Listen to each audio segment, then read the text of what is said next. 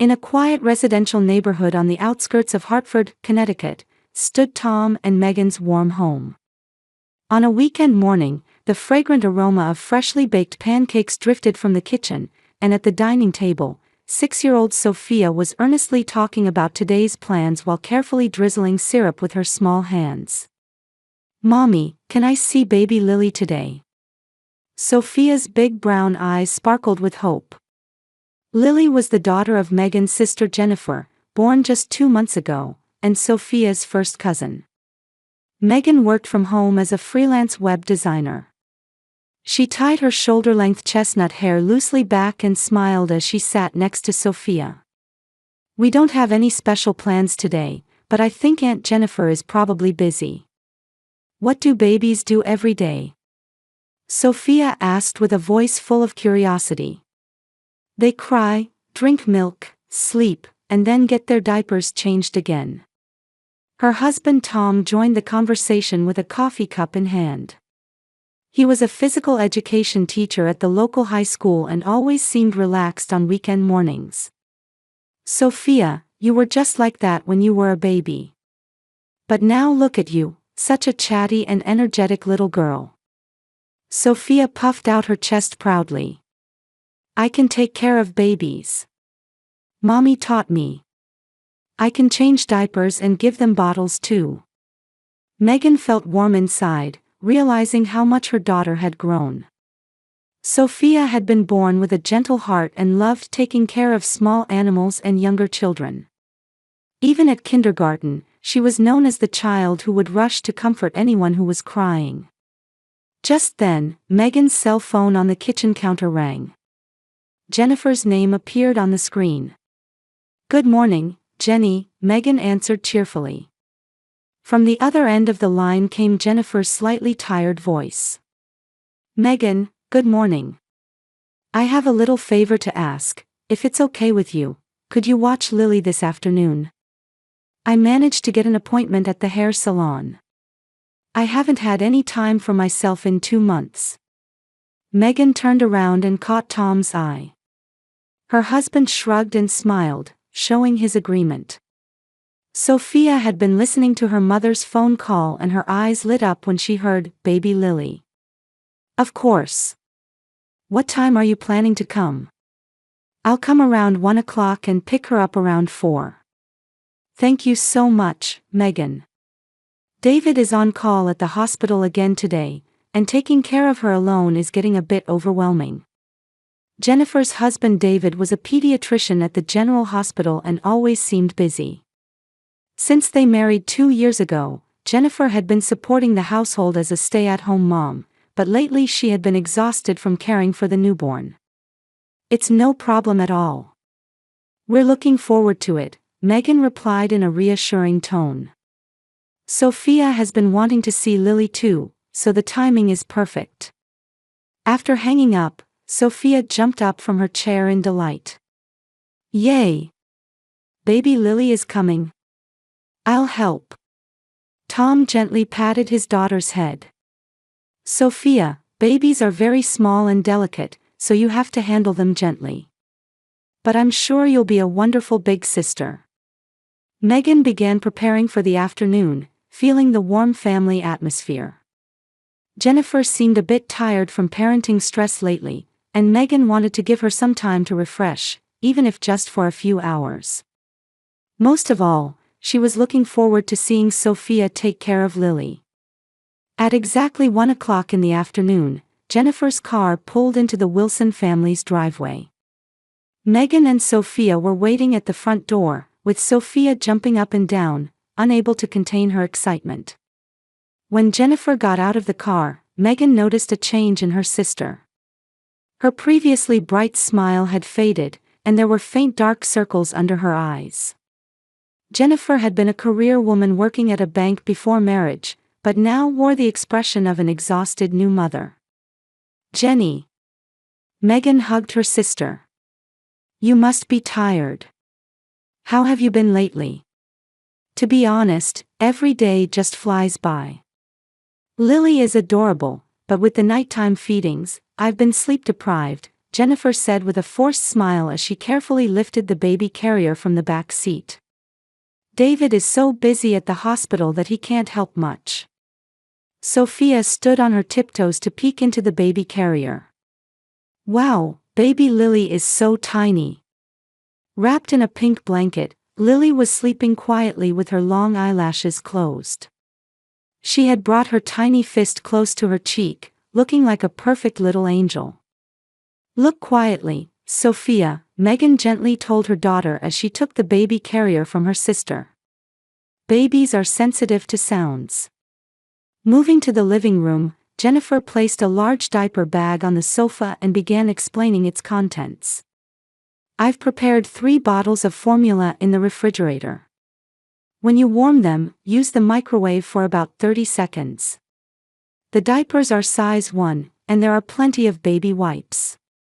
Tom emerged from the kitchen and offered Jennifer some coffee. Why don't you rest a little before going to the salon? There's no need to rush. Thank you, Tom, Jennifer smiled gratefully. But I have an appointment. Besides, if I stay too long, Lily might start crying for me. Sophia sat right next to the baby carrier, watching over Lily like a little guardian. Mommy, I'll keep watching her. I'll tell you if she cries. Megan was impressed by her daughter's sense of responsibility. Sophia, you really are so kind. But taking care of babies requires adults to handle certain things, so call us right away if anything happens. Jennifer continued her final instructions. If Lily cries, first check her diaper. Then see if she's hungry. I last fed her around noon, so she might need milk around 2:30. Don't worry, Megan said reassuringly. I have experience, and I'll call you immediately if anything happens. Just relax and enjoy some time for yourself after so long. Jennifer looked relieved and gently kissed Lily's forehead. Mommy is going out for a little while, but I'll be back soon. Be a good girl with Megan and Sophia. After seeing Jennifer off at the front door, the Wilson family returned to the living room. Lily was still sleeping peacefully, and her adorable sleeping face captivated the entire family. Daddy, why are babies so small? Sophia asked with innocent curiosity. Tom sat next to his daughter and explained gently. Babies have just been born, so they're still very small. You were about as small as baby Lily when you were first born too. But you grew bigger every day by drinking milk, sleeping a lot, and receiving lots of love. I was really that small. Sophia looked incredulous. Megan pulled out a photo album and showed Sophia pictures from when she was a baby. Look, this is when Sophia was just born. Daddy and Mommy were so happy just looking at you. Sophia gazed intently at her baby photos and compared them to Lily. I was as cute as baby Lily. Around 2 o'clock in the afternoon, Lily gave a little yawn and woke up. At first, she looked around curiously, but when she realized she was in an unfamiliar environment, she began to let out small cries. Oh, she's awake. Sophia excitedly stood up. Can I hold her? Let me pick her up first. Megan carefully lifted Lily from the baby carrier. Hello, baby Lily. It's Aunt Megan. Do you remember me? Lily stopped crying and stared intently at Megan's face. With that mysterious expression typical of newborns, she seemed to be trying to understand this new environment. Let's check her diaper, Megan said with an experienced mother's intuition. Sophia, can you lay out the changing mat?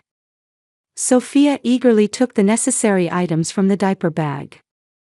Mommy, I'll help. I practiced with my doll, so I know how to do it. Megan smiled at her daughter's enthusiasm while teaching Sophia the steps. First, prepare a new diaper, then get the baby wipes. Babies can move suddenly, so always keep one hand on the baby. Tom watched warmly while taking pictures. Sophia, you really are a wonderful big sister. Baby Lily seems comfortable with you here." After the diaper change was finished, Lily had a calm expression again. Megan warmed the milk and taught Sophia how to feed her. "Support the baby's head firmly and gently bring the bottle to her mouth," Megan demonstrated while explaining.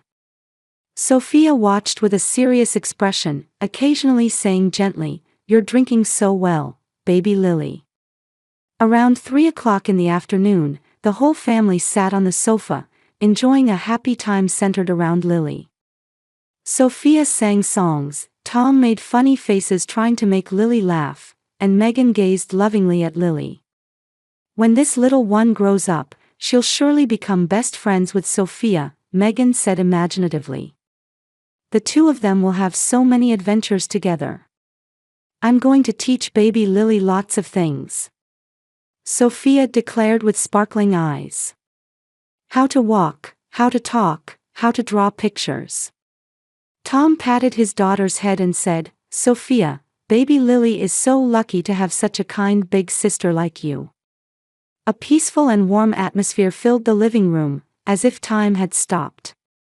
The soft afternoon sunlight streamed through the windows, bathing the family's happy moment in golden light.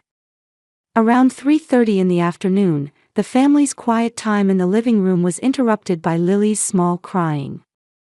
At first it was a modest sound, but it gradually grew louder, clearly expressing some need. "Oh, baby Lily is crying." Sophia quickly stood up and approached the baby carrier. "I wonder what's wrong." Megan picked up Lily and gently rocked her while checking the situation. "She just had milk, so it's probably her diaper." Lily's crying didn't stop, in fact, it became more intense. "Mommy, let me check the diaper," Sophia said with the confidence typical of a 6-year-old. "I learned how earlier, so I can do it now." Tom was drinking coffee in the kitchen, watching his wife and daughter's interaction with a warm smile. "Sophia, but let's do it together with Mommy just to be safe." Megan appreciated her daughter's enthusiasm while also feeling that caution was necessary. "That's right, Sophia. Let's do it together. But babies are more delicate than you might think, so we need to handle them gently." They spread the changing mat on the sofa, and Megan laid Lily down. Sophia arranged the necessary tools with a serious expression, preparing everything like a little nurse. "First, I unfasten the tape on the old diaper, right?" Sophia recited the steps from memory. "Then I clean with baby wipes and put on a new diaper." "That's exactly right, Sophia," Megan said, impressed by her daughter's memory as she reached for the diaper tape. However, the moment she opened the diaper, Megan's expression froze. Instead of the usual yellow stool, she saw an obviously abnormal colored liquid. There was pale blood mixed with urine and some unexplainable discharge. "Mommy, look at this." Sophia's voice was a mix of excitement and confusion. "Something strange. Is that blood?" Megan was speechless and observed more closely. The next moment, her blood ran cold. On the inside of Lily's thigh, there was a bruise that looked like it had been made by an adult's finger. A small purple mark remained, as if someone had gripped her forcefully. "This is..." Megan's voice trembled. Her maternal instincts and the limited medical knowledge she had learned in nursing school were sounding alarms. Sophia noticed her mother's distress and looked worried. "Mommy, what's wrong? Is baby Lily okay?" Just then, Tom entered the living room with his coffee cup.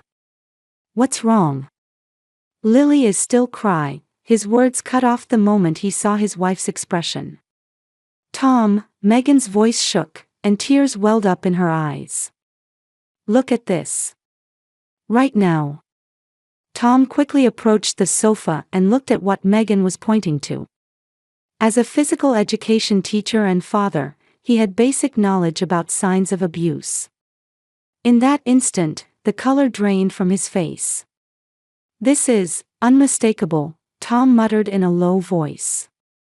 "Someone did this child? Daddy, Mommy, what's happening? Sophia was confused by her parents' strange atmosphere. Is baby Lily hurt? Tom quickly took his daughter's hand and said in a gentle but firm voice, Sophia, you noticed something very important. Right now, we need to help baby Lily, so could you stay in the other room for a little while? But I want to help too. Sophia's voice became tearful. Sophia, this is something adults need to handle, Tom said as he picked up his daughter and headed to the next room. You watch TV. We'll be right back.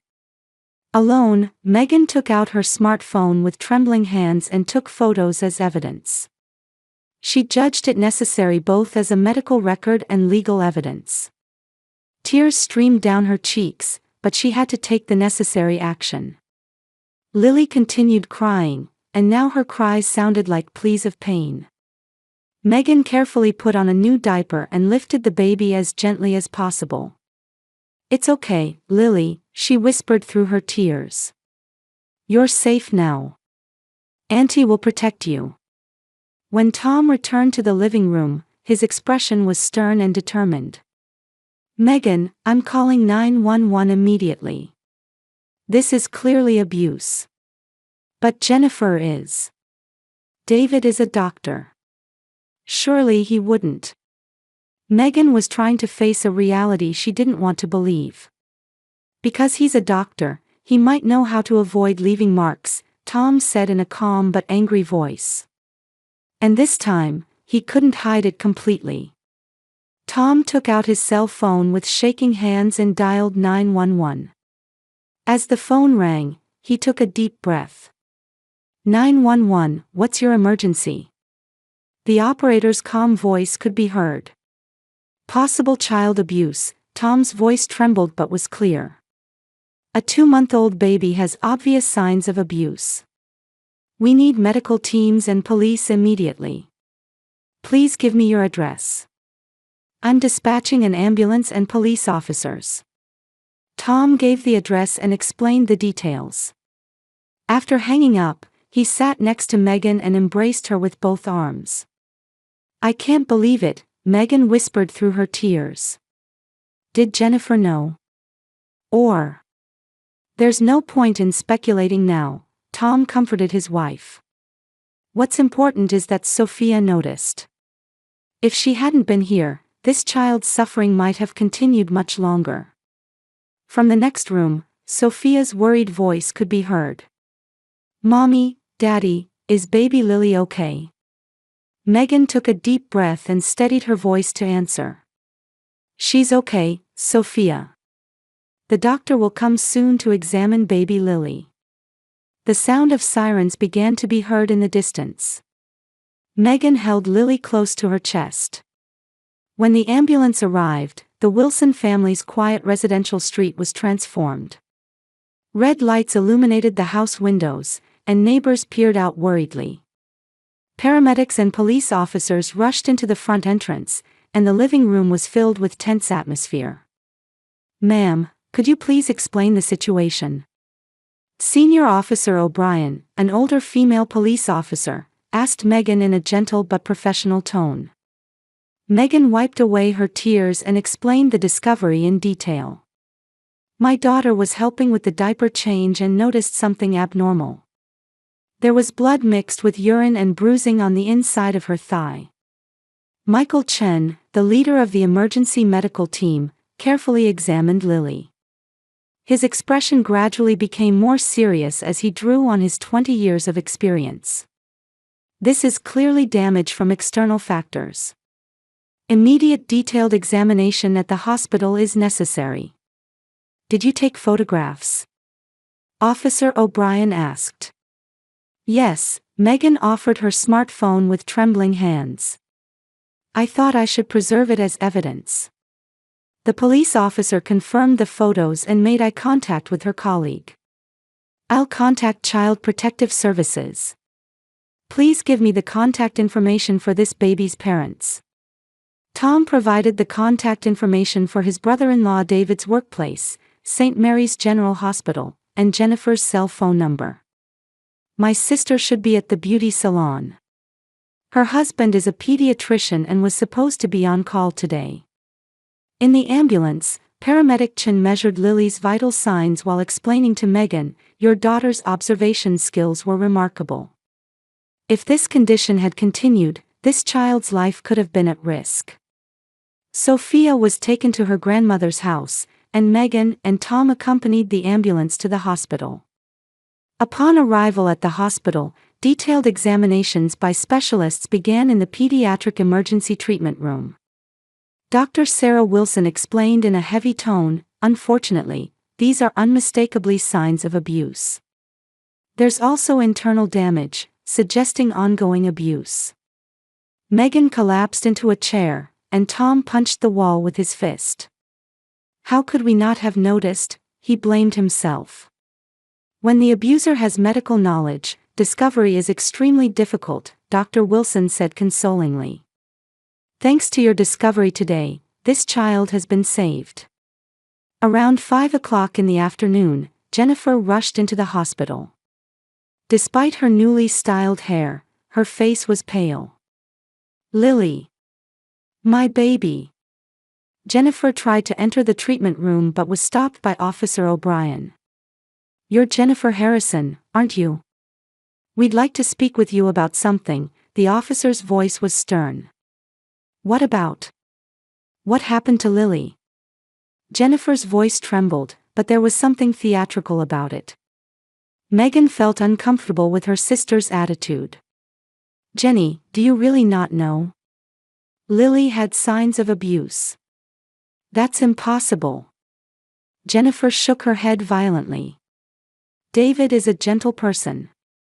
As a doctor, he would never hurt a baby."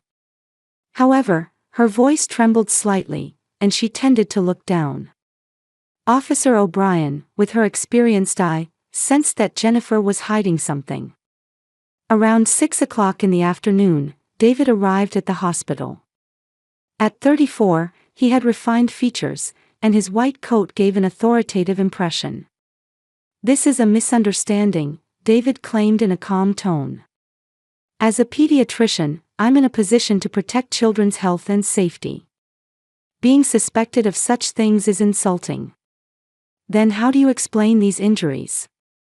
Dr. Wilson asked from a medical standpoint. David looked at the test results and used medical terminology to argue back.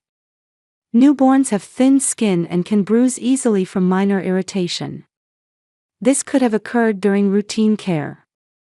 However, at that moment, a police officer's report arrived with a recording of Sophia's voice from the corner of the treatment room.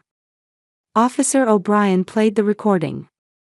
"When I went to baby Lily's house before, the baby was crying. Uncle said, 'That's annoying,' and held her really tightly. It was when Mommy wasn't looking, so I was scared and couldn't say anything." Sophia's pure testimony echoed through the treatment room. Jennifer's face went pale, and finally she broke down in tears. "I'm sorry," Jennifer began to confess the truth in a trembling voice. "I knew. But I didn't know what to do." David's expression twisted for a moment, but he immediately tried to regain his composure. "Jennifer, what are you saying? You're confused from postpartum depression." "No." Jennifer looked up at her husband and screamed. "You were violent with me too. Telling me to be the perfect doctor's wife. Whenever I did anything you didn't like." She rolled up her sleeves and showed old bruises on her arms. "Since Lily was born, you changed. Every time she cried at night, you got angry, and when I tried to stop you, you hit me too." Officer O'Brien immediately took action. "David Harrison, you're under arrest on suspicion of child abuse." David protested to the end, using his medical authority as a shield, but the evidence was overwhelming. As handcuffs were placed on him, he glared coldly at Jennifer. "You've destroyed a perfect family." David's words revealed the true nature he had been hiding. In the hospital corridor, Megan embraced Jennifer. "Why didn't you talk to us about this? I thought I had to be the perfect family with a doctor husband, Jennifer answered through her tears. Especially recently, David's demands escalated. But who would doubt the word of a pediatrician? A child protective services worker arrived, and Lily and Jennifer were to be temporarily moved to a protective facility. "We'll support you," Tom squeezed Jennifer's hand. "You don't have to bear this alone anymore." Late that night, when the couple returned to the Wilson home, they felt anew the gravity of the day's events. Sophia's pure observation skills and courage had saved a small life and revealed hidden truth.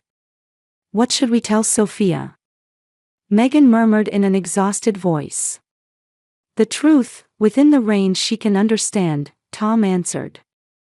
Her courage saved baby Lily. A week later, a peaceful atmosphere had returned to the Wilson family's living room. But this time, it was a new family form that included Jennifer and Lily. "Why did I stay silent for so long?" Jennifer sat on the sofa, holding Lily while blaming herself. The bruises had faded with treatment, but the emotional wounds were still deep. Megan sat next to her sister and gently placed a hand on her shoulder. "You were a victim, Jenny. You don't need to blame yourself. David abused his position as a doctor to mentally corner you."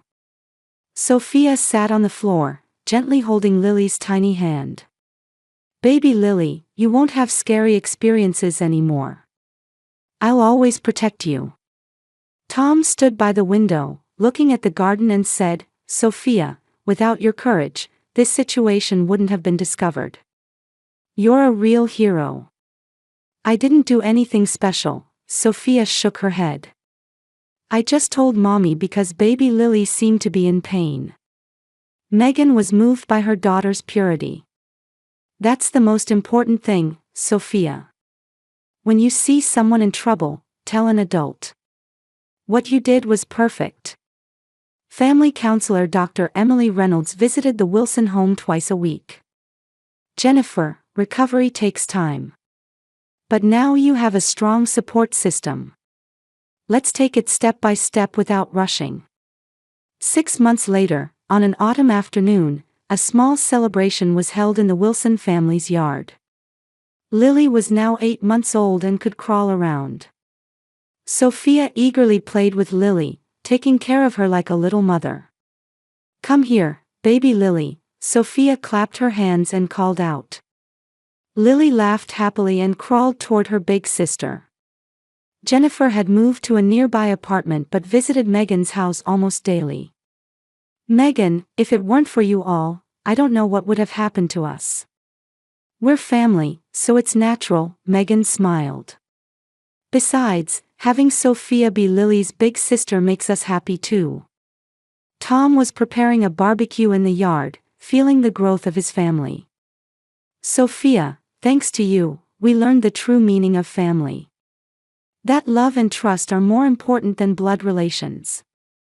David had his medical license revoked and received a 5-year prison sentence for child abuse.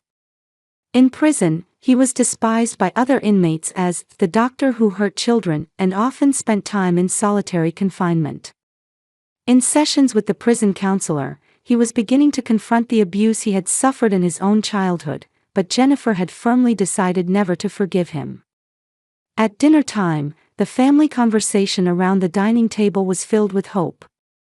Lily sat in her high chair, happily eating the baby food that Sophia had made.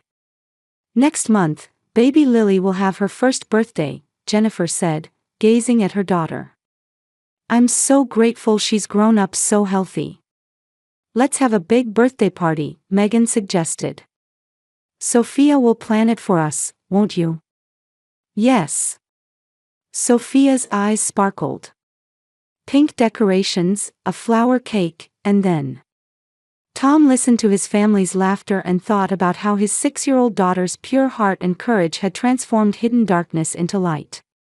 True family wasn't about pretending to be perfect, but about accepting each other's weaknesses and overcoming difficulties together. Outside the window, the autumn sunset warmly illuminated the family, and a new story of hope was quietly beginning.